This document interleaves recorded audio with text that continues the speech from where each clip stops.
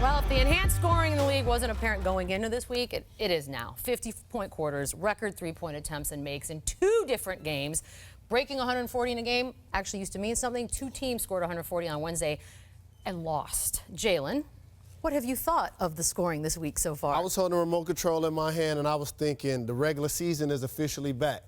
Fans and so many people dismissed it before and only talked about the journey. Who's going to win it all? Who could beat Golden State? Yeah. And all of a sudden, I'm like, Harden balling, AD balling, Paul George, Russell Westbrook can average a triple-double again, Denver balling, the Greek Freak is balling, the Celtics, the Philadelphia Sixers have a big 3. Like, so the NBA is thriving is what I got out of these big numbers. Balling is good.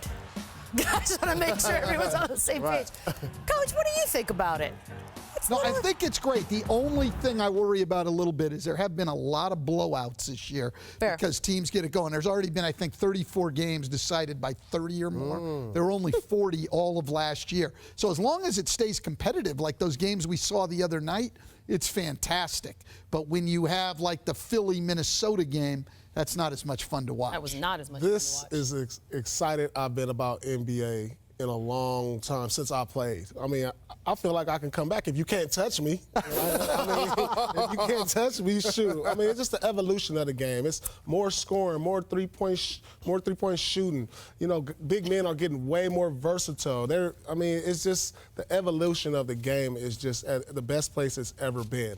And it's exciting to watch these type of scores. But to play devil's advocate, what's getting lost? Is anything getting lost as we move forward? Yeah, the defense is getting lost and the importance of it. I think because of the points, fans, media, maybe even some players are looking at it like the defense doesn't matter. But then you look at 3 teams with mediocre offenses, Oklahoma City, Indiana, and Utah, but they're among the top 4 defensive teams, and they're hanging in there. And on the other side, you look at New Orleans, 3rd best offense in the league, and they're, what, 4 games under 500, 12th in the West because they can't stop anyone.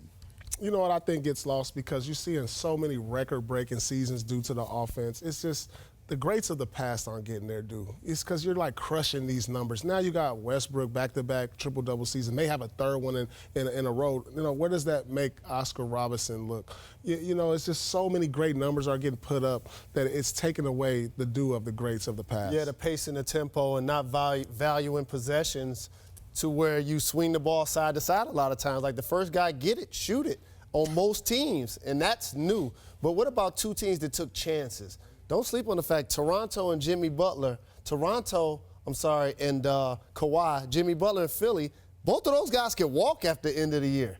So those teams are on the clock.